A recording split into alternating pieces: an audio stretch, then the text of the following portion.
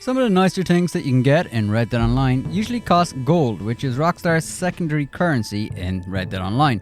Over the years, Rockstar has made it harder and harder to farm gold in Red Dead Online, so I wanted to make an updated video on what is the best and fastest way to get gold in Red Dead Online today.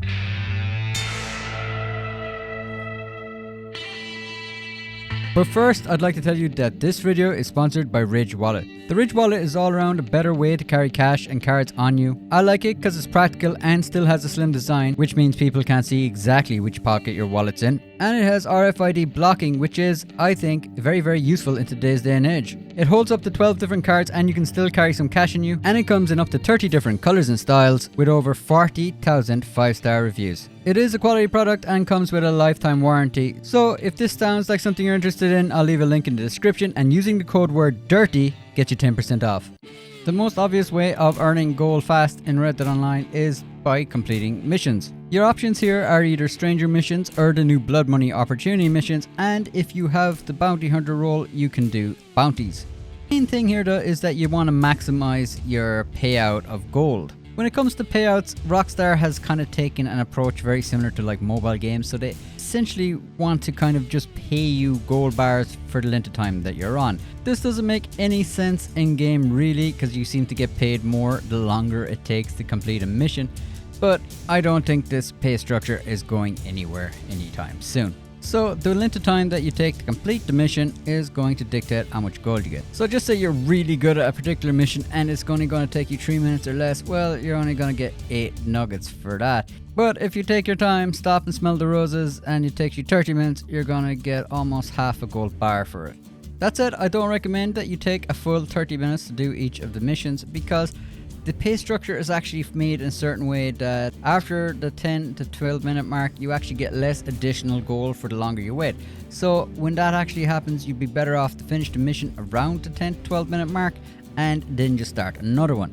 Just to make that a little bit more clear, just say you were to do one mission and just wait for the entire 30 minutes, that'll get you 48 gold nuggets. But if you were to do 2 missions and only take 15 minutes for each, you'll actually get 36 gold nuggets for each of those missions, so that's a total of 72 gold nuggets. So as you can see, there is a definite incentive to pick the right time. Personally, I usually stick around the 12-minute mark. I think that is probably the most efficient way to earn gold, because you'll earn less additional gold nuggets each minute you wait after that. So now that you have that concept of how the pay works and how to maximize your gold going forward, now you want to definitely maximize the gold you earn in those missions. Now a lot of these missions can probably be done, and sometimes they can be done in like 5 minutes, so you could just be waiting around to let that timer get to the 12-minute mark. So if you really want to maximize your time in those missions, what you want to do is earn a bit of gold on the side. A good way to do this is daily challenges. These used to be hands down the best way to earn gold bars, but sadly Rockstar did nerf the payouts a while back. So how this works is every day Rockstar will give you 7 new daily challenges, or if you have some roles, you'll get 9 additional daily challenges for the roles. You actually get an option of 15 role challenges, but you can only complete 9 a day, and then they just grey out the ones you didn't do. Completing a daily challenge will get you 10 gold nuggets, and if you complete all of the 7 standard ones, you'll get an additional 30 nuggets on top of it. You'll also get an additional 30 nuggets if you complete all of the role challenges. This works out at about 2.2 gold bars a day if you complete everything, or about 15.4 gold bars a week. This mightn't sound like a hell of a lot, but if you do a challenge each day, you'll start building up a streak. So if you have a 7-day streak, your payouts will increase to 15 gold nuggets. Reaching a 14-day streak will get them up to 20 nuggets per challenge, and you'll get 25 nuggets a challenge if you get to 21. You'll have this bonus for that week and then it'll reset. So that's like a 4-week period that you'll get increases in the payouts. So just to put that in context again, that means you can earn first week 2.2 gold bars a day, or 15.4 gold bars for that week. On week 2 you can get 3.3 gold bars each day, or 23.1 gold bars for that week. For week 3 you can get 4.4 gold bars per day, or 30.8 gold bars per week. And then the 4th week will get you 5.5 gold bars a day and 38.5 gold bars for that week if you complete everything. So this can be a great thing to be doing while you're on the missions, letting that timer go down. It's definitely worth doing a few dailies each day and getting that streak to start building up, because when you're on that 4th week you can actually make a nice bit of money on the side. And most of these challenges are pretty easy. Like it could be something like pick up some flowers or skin a particular animal. Like they really aren't overly complicated usually. So definitely worth picking up, an easy bit of gold to make. Another thing to make some gold on the side is to make sure you are resetting your challenges and awards that you earn. You can get these in the progress menu under awards, and these awards are essentially just little milestones of things that you can reset to earn 40 gold nuggets. These can accumulate quite easily and quickly without realizing it. Like you earn these for everything. It could be like selling flowers to the doctor, or selling meat to the butcher, or just getting headshots on enemies with certain guns. If you're like me and often forget to reject the rewards or just don't really want to go into the menus, you can also pin them in your options menu. To do this, just go into the awards, then hover over the award that you want to pin, and you should see a little pin prompt on the bottom right of the screen. The ones I've pinned here are probably some of the more common things that you just earn really easy, so it's worth resetting as soon as possible, such as the trade award, sharpshooter awards, or the hunting awards. And it just makes it a lot easier to kind of keep an eye on, make sure that you're resetting awards. Also, an additional award for those of you who have the prestigious Bounty Hunter license. Once you get to level 30, you can then start resetting that award every time you get 10,000 XP on it to get yourself 50 gold nuggets and 100 cash. So if you're grinding out some bounties to earn your gold, definitely keep an eye on that award.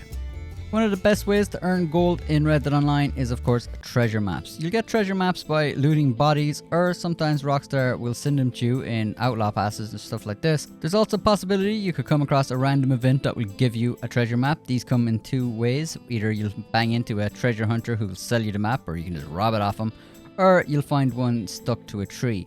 It's usually worth keeping an eye out for like a light on a tree if you're riding around, because that could be a treasure map stuck to the tree.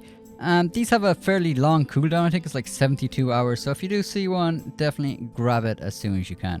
I've been playing a while now, and you do kind of know where the treasure maps are by their location, and usually what I'll do is stock up a few of them and then just go treasure hunting for an hour or so. This can be a huge boost to your treasure hoard, so definitely worth doing. Another note is make sure that if you get a quick draw pass or something like that, that you are definitely getting those treasure maps. You might have to go into your benefits and awards and just make sure you're claiming them, and if you already have the same type of map, it might be worth going to the location, finding the treasure, and then while you're there, claiming the other one and opening that. So it's just something that happens to me a few times, so it's definitely worth keeping an eye on if you have a second treasure map. Another thing to always keep in mind is you should always be checking out to see what the promotions are each week in Red Dead Online. I do a weekly update video that's definitely worth checking out, and sometimes there is actually really good bonuses on gold. It's becoming a little more rare these days, but we did have like a triple gold payout on Call to Arms missions for a while, which was incredible. Personally, I don't play a lot of the PvP modes in Red Dead Online. I've just never been a fan of it. I just don't think Rockstar does PvP very good at all. But if you are a PvP fan and there is a gold bonus on it on a particular week, it is definitely worth checking that out. But my main strategy, which is usually what I'll do when I'm trying to grind up some gold, is I will first do some missions, so either the Blood Money Opportunity missions or some of the Bounty Hunter missions. And then while I'm letting that cooldown go down to the 12-minute mark, I'll start doing some daily challenges, or I'll start kind of making sure I'm resetting awards, or I might just do a few treasure maps on the downtime. Some missions will also take you into your own private lobby, and this could be a great way if you want to do some dailies without being disturbed.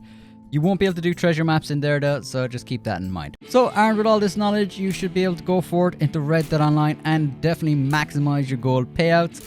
And if you do find this video useful in any way, shape or form, why not let me know in the comments and let a like on the video. It really does help me out. Massive thanks as always to the members. You guys are awesome. Have fun making gold, and I'll catch you in the next video.